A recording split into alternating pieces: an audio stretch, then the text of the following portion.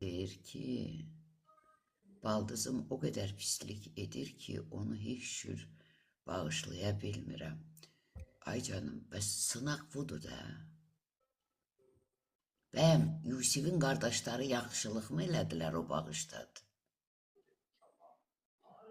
10 yaşında uşağı quyuya atırlar.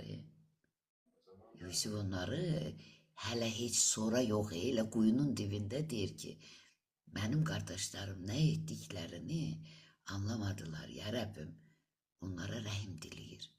Sən də baldızına rəhim dilə. Sınaqdır, keçməlisən bunu. İnsanın düşməni ev əhli olacaq yazılır.